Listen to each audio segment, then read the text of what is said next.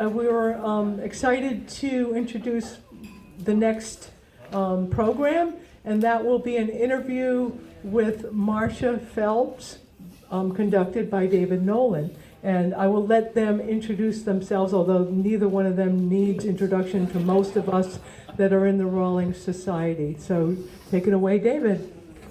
Thank you. Well, this is continuing a series that began a couple of years ago at the Gainesville conference with Sally Hooker here, and she hit it out of the park. And last year it was continued with Kevin McCarthy, and this year we have our former president, Marsha Phelts, here.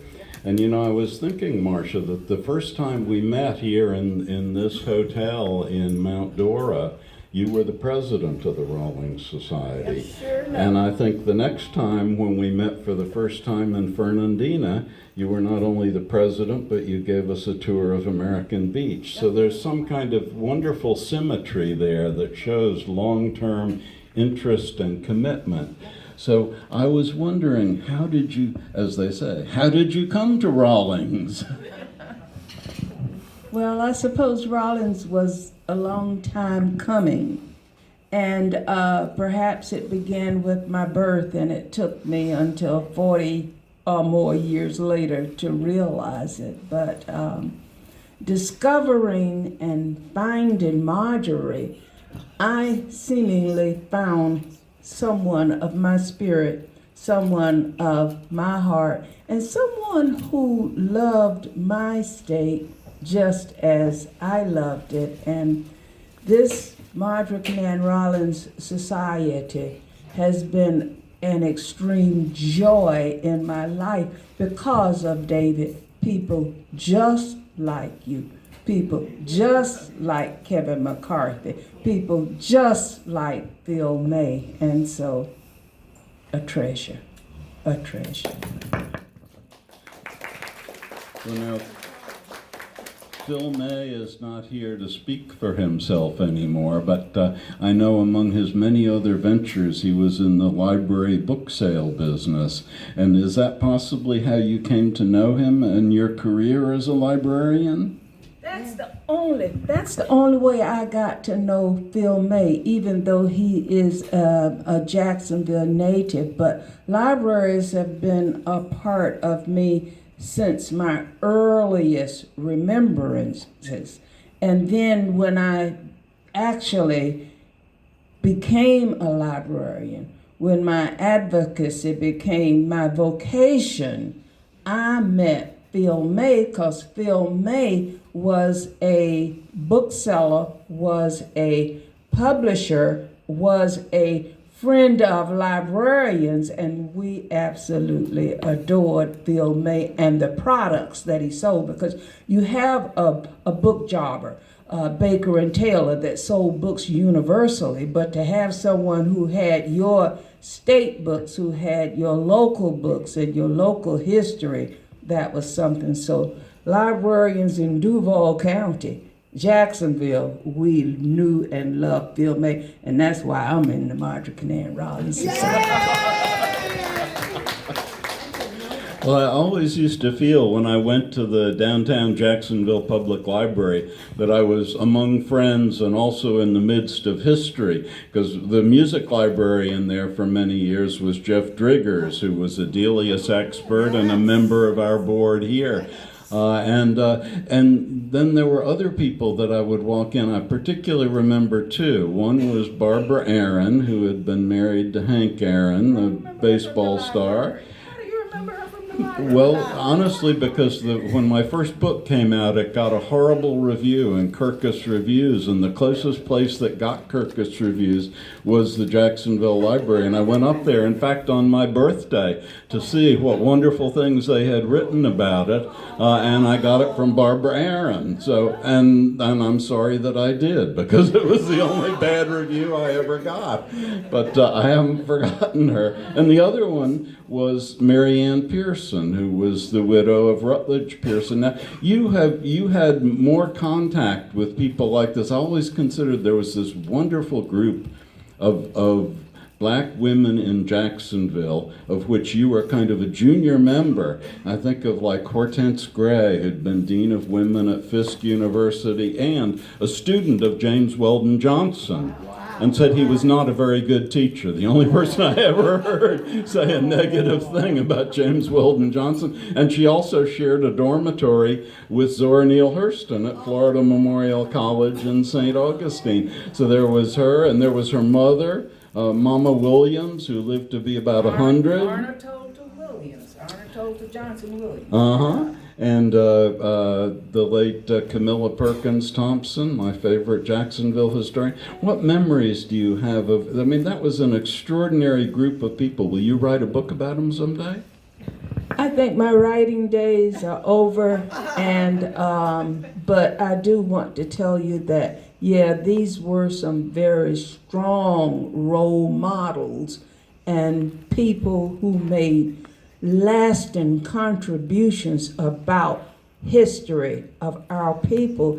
And what you learn along the way is if you don't record it, it ain't happened, because it fades with memory, and my memory is fading fast. I am thankful for those things that I have written, but because of Hortense Williams Gray, daughter of Arnold Told Johnson Williams, and because of Camilla Thompson, and because of Charlotte Stewart, we have records of heritage and things that we are extremely proud of. But I want to go back to Barbara. You said she wrote a bad review? No, she just had the misfortune of handing Oh. it to me. Okay, all right. Well, Barbara just died, I think, within the year 2024. So. Well, it was just a little over 30 years ago, in February, I think, of 1994, that the Florida Star began to print a 4-part series by Marsha Phelts about American Beach. And one of the great experiences of my life was watching that 4-part newspaper series grow into your first book. Tell us something of the adventures of that and the inspiration for it. Well, 1994. I'm born 1944. 1984. This kid is working downtown St. Augustine in the court, in the records office.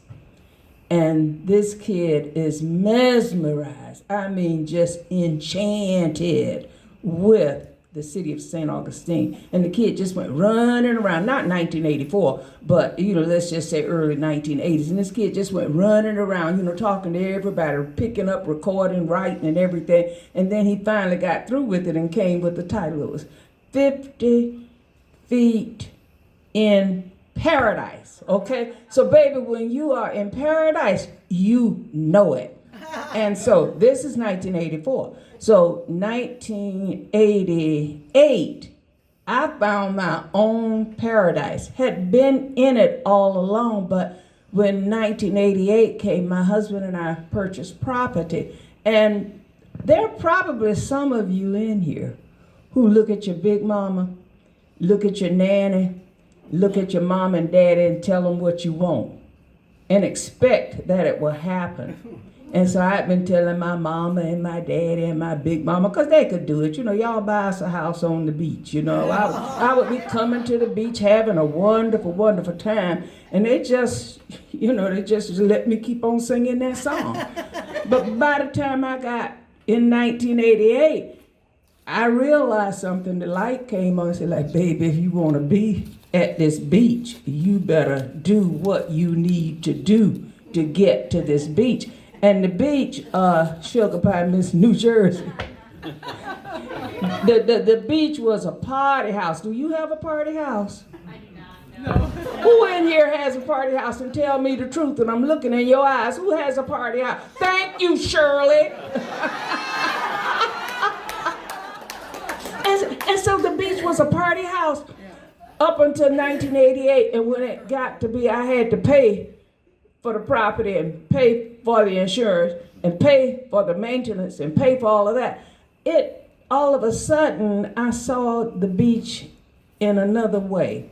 I saw it as, oh my, how I appreciate this, how I love this, and I just wanted to know, like that little kid in St. Augustine, where did this come from? When did it happen? And so I began asking people questions, and I began getting different answers, and it didn't work. It was like, I need specifics. I need to know exactly when, what was that date. I need to know exactly how much this thing cost. And nobody could tell me that. So I still continued to search for information, talk with people. But then the first place I went home to my library. I went flying to the library. And you researchers know when y'all fly in that library asking for a book and it ain't there. So anyhow, it was no book there. And then I went to the courthouse.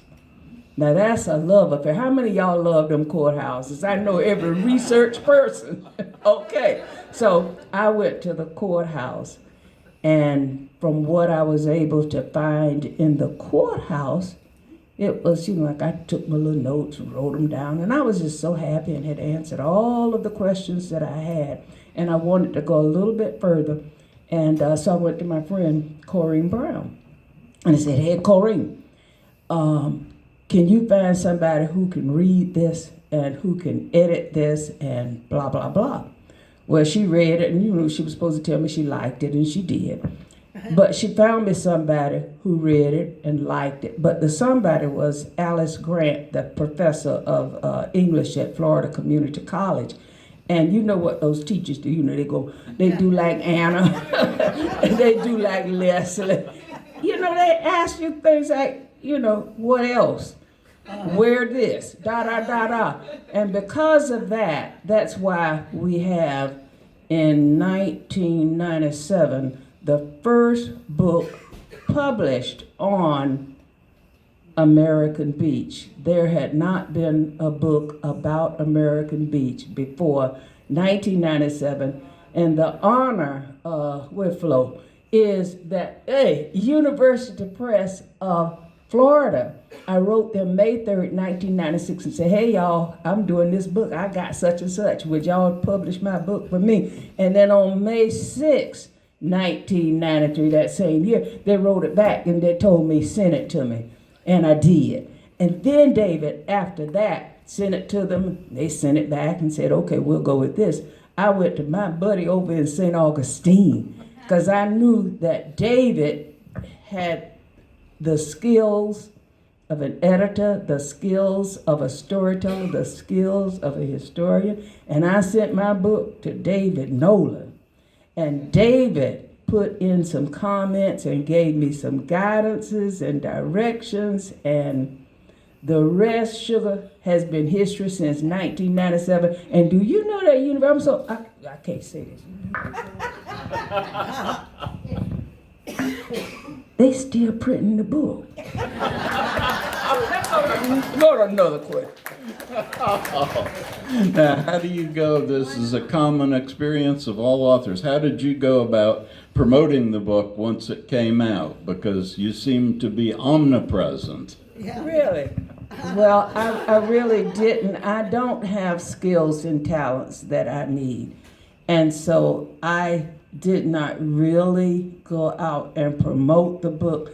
The good old University Press sent releases and made contacts with, what's that company? I can't remember. A publishing company that reviews our books. Y'all come on up. Pineapple or what? Oh, not Pineapple. Pineapple is a good thank you, sugar. Publishers Weekly wrote a review, and that did it. All right. And about that time, wasn't it that John Sayles made a movie about American Beach? Do you have memories of that? No. He did make a movie about American Beach, and it's still running, and it is a good story. And one thing authors, and I really don't, I was not a writer. I simply had a story of passion to tell, and I told it. So I got limitations. And writers and historians, researchers, y'all know how people they'll steal your work quicker than they'll steal your money. And so a lot of things I see, there are things that I have not been credited for or remunerated for, and so I see that all the time. But hey, it's been a great journey. But yeah, John has a good movie, and I feel like his movie was based on talking with everybody. Everybody has a story who has an experience talking with everybody, but his documentation came out of An American Beach for African Americans, published by the University Press, Florida. Now, one interesting feature of American Beach is that it was started by an insurance company. That's probably not what you usually think of. What was the story behind that? That is history within itself. And it begins with race, and it was denial, a segregation.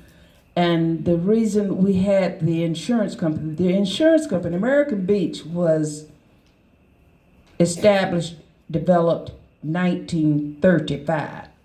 Prior to that, you had the insurance company. And prior to that, there was a period, 400 years, 200 years, 300 years, a period when people of my race in America and the Americas were enslaved. And, slavery has been going on since we've had people. However, we endured slavery for over 400 years in the Americas. So in 1865, freedom comes to my people. We have a brief period with Reconstruction. And after that Reconstruction period, you go back into, let's separate these people, let's deny these people, blah, blah, blah. You're not full-blooded, even though you got amendments to say you're citizens, but you're not going to have no first-class citizenship. So we didn't have access to insurance, to burial insurance. And in order for us to have a burial and care for the family, people had to take up collections, whatever somebody wanted to give them. So insurance companies, there were insurance companies all over the country. There were insurance companies in Florida, but none that would write a policies like, you black guy, ain't no insurance for you. So in 1901, 7 men came together, formed an insurance company, which later became the Afro-American Life Insurance Company. And so there was Mr. Waldron, who was Reverend Waldron, there was Reverend Gregg, there was Dr. Smith, there was A.W. Price, and there was A.L. Lewis, Abraham Lincoln Lewis. So there's 7 men in 1901, and they put together $100. And when they put that together, the $100 to form the insurance company, it was established. And so it went beyond, people were eagerly ready to pay the little 10-cent policy, 15 cent, 25 cent. And so here it rolls on. And so by by 19-something, A.W. Price had become the president. So first there was Gregg the president, Waldron the president, and A.W. Price the president. So when A.W. Price becomes president, he establishes a savings company. And then, Price died in 1919. Oh, so he dies. When he dies, who becomes president? Who becomes the 4th president of the thingamajig? Abraham Lincoln Lewis. And that is the ticket.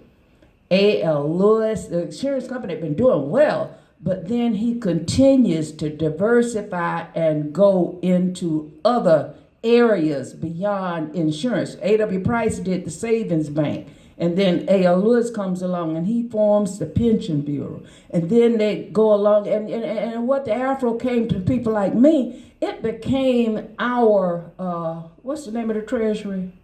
Fort Knox. It became our Fort Knox, because whereas your bank and your bank and your bank would not loan me money for my house, the Afro-American Life Insurance Company provided mortgages. And then they started picking up dirt in Florida. They found paradise too, and so they began to get land. And as I was going to that courthouse looking up stuff, David, I found so much property that A.L. Lewis owned and picked up all around the state of Florida. He was worse than Zephaniah Kinsey in picking up property, you know. And I found so much property that he owned, I got tired of reading the record and shut the book. But one of the properties that A.L. Lewis put his eye on was on Amelia Island. Y'all know that name, Amelia Island. But it was down there in Fernandina Beach. It was on the northernmost barrier island in the state of Florida on the south end. So A.L. Lewis, he spotted that stuff. And you know, and he was a person who went to his people. He didn't just, you know, I got it, this mine, here's the big house, here's the nice this and that and the other. He encouraged his employees and friends, neighbors, and blah, blah. He encouraged other people to come along with him. And so the Pension Bureau of the Afro-American Life Insurance Company picked up 33 acres on January 31st, 1935. And that was the beginning of Paradise and Enchanted Island, the beginning of American Beach. And what massages me and makes me feel so good is he picked it up January 31st. It was the insurance company. It wasn't his. So there are other people who are owning it, and they begin to sell it to other people. You know, they chopped up some lots and sold them to people. And the good thing was, he bought it in 35, and guess what? In August, this is January, in August of 35, his house was built and paid for. And so the beach was on. It was on. Now, you mentioned a couple names there I'd like to follow up on, and one was A.W. Price, and I remember an article you wrote many years ago for the Rolling Society Journal about his son who married Zora Neale Hurston. You know, any stories to share on that? Well, let's see what I can remember about A.W. Price. And as I said, he was the third president of the Afro. A street is named for A.W. Price. He dies in 1919. And he has a son. And this kid, whose name, so like, you know, when you go researching, you're looking for a name. You're looking for Mondrick and Ann Rollins.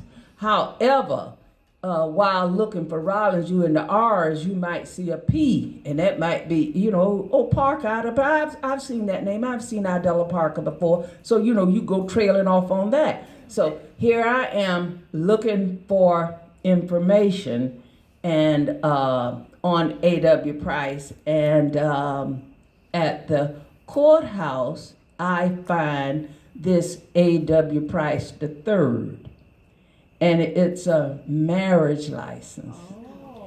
And A.W. Price III got his marriage license at the courthouse in Fernandina Beach, and he was marrying a lady named, what her name? Zora. He married Zora Neale Hurston. So my eyes just rolling all over the place, you know.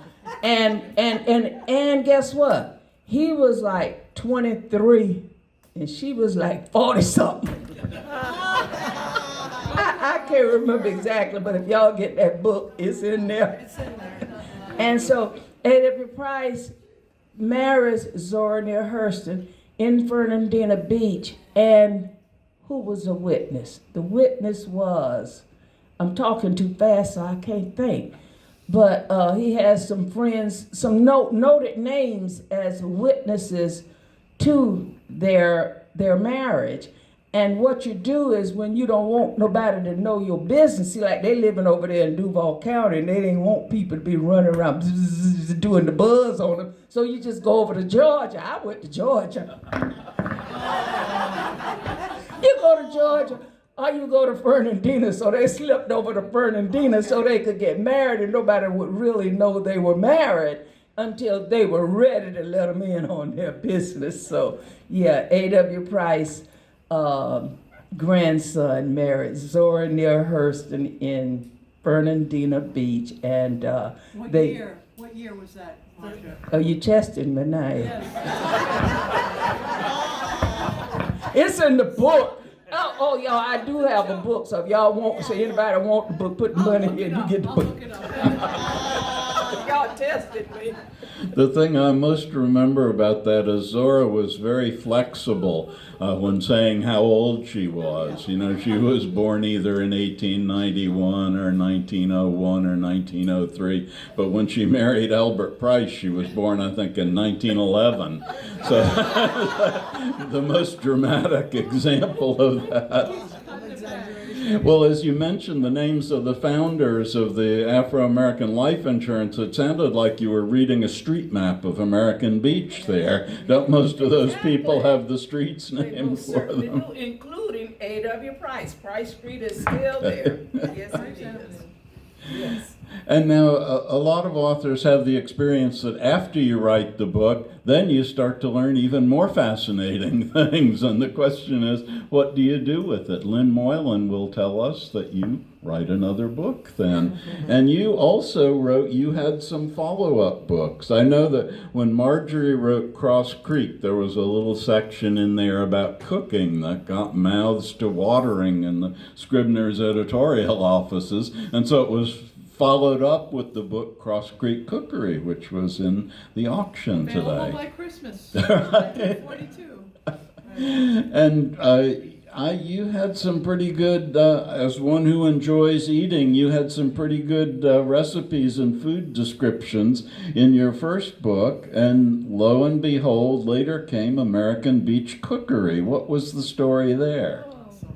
Thank you so much for revealing this pattern to me, and I see that I'm following the trail of a lot of people before me. And what I experienced in the, I'm not a writer. I had a story to tell. I write the book. And in telling the story, you tell about the activities, you talk about the people, and this was a place, American Beach, where you did a lot of entertainment, so you can't tell a story without talking about frying fish and the crab balls and all of that. So I threw some recipes in the first book that I wrote.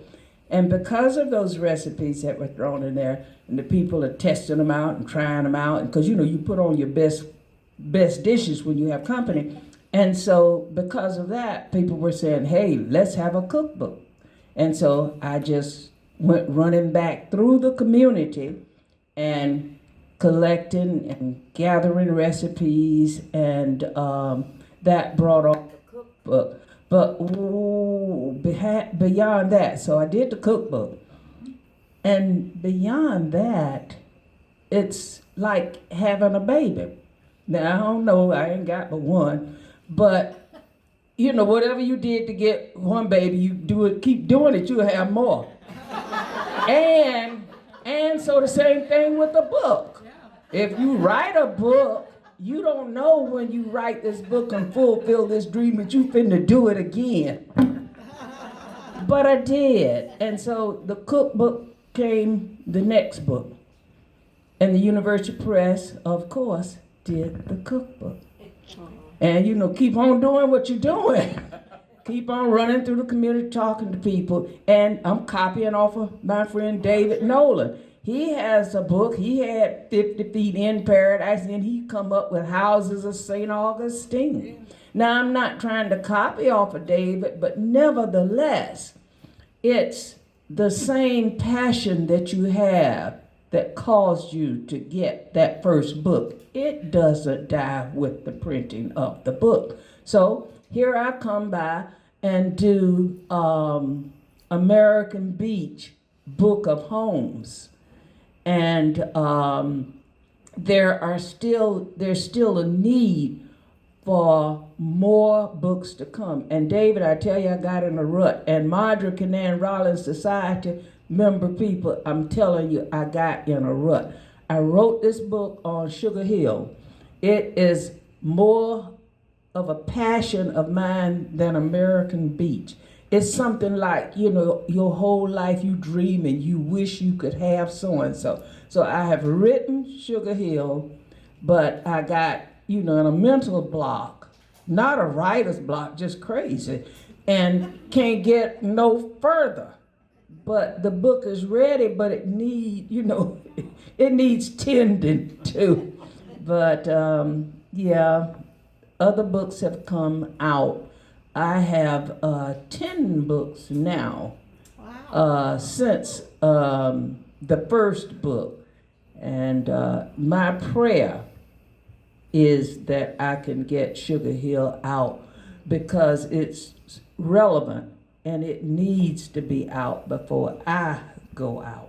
So I'm gonna stop testing Jesus and God, and I'm gonna try, but I need you to push me. Well, now, our old friend Carolyn Williams used to say, every city has a Sugar Hill. So Jacksonville's is particular. And well, I saw you on television recently talking about Sugar Hill in Jacksonville. What is it that made that particular area important, and what happened to it? Okay, Sugar Hill began in, let's say, 1901-ish. And there's a community in Jacksonville. You have different neighborhoods like you know, say Riverside or Park Avenue, and you just know that, you know, this is a very special, privileged place. And Jacksonville has a neighborhood, Blodgett Homes. Blodgett Homes was a community that I knew about. Blodgett Homes was where the project was and continues to be. So it's a project.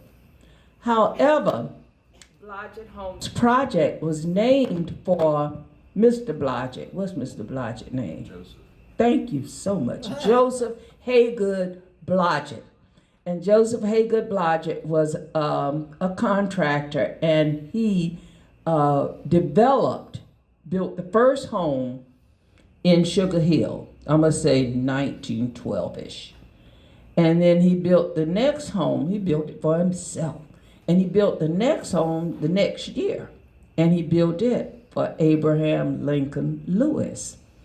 And continued to build homes. And there were other builders that came to that community. And now the homes, like when I was a girl and I'd go walking down the street, I see a 2-story house. That meant the person was rich. And so these homes over there, what Mr. Blodgett built for himself and built for A.L. Lewis, were 2 stories. But they weren't just 2 stories. They were 2-story brick houses. And then they weren't just 2-story brick houses. They had garages. And they had what y'all call mother-in-law apartments. And it wasn't for no mother-in-law, because the mother-in-law probably had more money than the builder. And the mother-in-law was next door. And it was like families. You determine who is going to live next door to you. You determine who's going to be across the streets. And you go to family and you go to friends and say, hey, here goes something over here. Y'all still doing it now. You know, here's something. Jump on it, and they jump. And so that is what happened in this development. And it was called Springfield Heights, but you know how people just stick a tag on it. And after numerous developments, 2-story brick houses with garages, garage apartments, basements, and attics, because it's on the hill, right? So you can have a basement. And so here's Blodgett, here's Lewis, here is Lewis's son. Here is Dr. Shell. Here is the lawyer. Here are the professors and So these kinds of people of means began coming into the community, and it wasn't no big old community, but it soon built out. And so it comes, let's say 1901-ish he starts, or 1905-ish, 1912 he's established and in there. And Camilla Perkins, Thompson's daddy, is the lawyer Perkins, they're in there. And S.P. Livingston, Dr. Livingston, just everybody who's anybody's in there.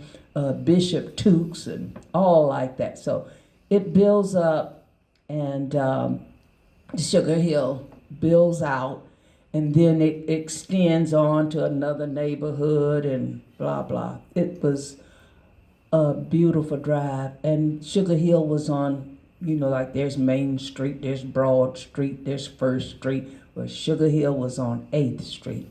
8th Street from 8th and Davis to 8th and Jefferson. And that's going east-west. And that way, north-south. Illinois, Louisiana, Calhoun. Okay, these are some of their streets. And I was a girl and would go wherever I went, to the, the swimming pool, and to the YWCA. YWCA was on 8th and Calhoun, bordered by 8th and Jefferson. And these were the first two homes constructed in Sugar Hill. On 8th and Calhoun, Joseph H. Blodgett built that big old brick house for himself. And then on the other corner, 8th and Jefferson, he built that big old house for A.L. Lewis. Only two houses in this block. And so old Blodgett, he did move and die. And then somebody else came in. A.L. Lewis's what? Son? What his name? James? No, it wasn't James. It was Leonard. It was his grandson. Leonard got the house next. Oh, Leonard was like a racehorse, rode hard, put away wet. So Leonard died. And then after that, Leonard's widow sold the house to the YWCA. And by then I was a teenager, and I would go to the YWCA. And I asked you people if y'all had clubs or, honky tonks or, juke joints and places you went. That YWCA was the heart of our hearts. So right there in Sugar Hill, and just so many other beautiful, beautiful homes, such longing memories in Sugar Hill. And so here that YWCA comes there, and I like to ride and walk through Sugar Hill. I didn't know people, only house I did get in a couple of houses though. But anyhow, we wasn't rich enough to know no Sugar Hill people. But I loved going through Sugar Hill. And then here comes, what they call that? Eminent, what the name? Eminent domain. No, eminent removal. That's who came. They made, y'all call it domain, but it was eminent removal that came through in about 1964, 5-ish. And when that eminent removal got through with its wreckage, Sugar Hill was a memory. And I'm, fading. I'll be a memory too. And what replaced Sugar Hill, 8th Street is still there. Jefferson Street is still there. But Davis Street is still there, but a whole lot of streets have been bulldozed over, built over. And when I see on my television every day, University Health of Florida, I say, shit. Well, I'm going to needle you from now till as long as we have until you finish that book, Marsha. You better finish You went there. I'm not revealing any secrets because she told you what year she was born. So you're turning 80 this year and you're having a few birthday parties with it. And I remember back in 1997 when my son graduated from high school and was going off to Howard University, and you kindly sent him a very large check to put him on his way. Well, that young man is now 44 years old and has just written his first book and would like you to have an autographed copy of it in thanks of long memory. Hamilton is his name. Yes. So thank you so much, Marsha, and I hope I have Thank you. Ooh, the hammer. That's you. That's been you. floating the idea of Anna Lilios doing an interview next year, and she's a little hesitant, so please nudge her on your way out, and I'm sure we will continue a series of some of the interesting historic figures of the Marjorie Kinnan Rowling Society. Thank you so much, Marsha.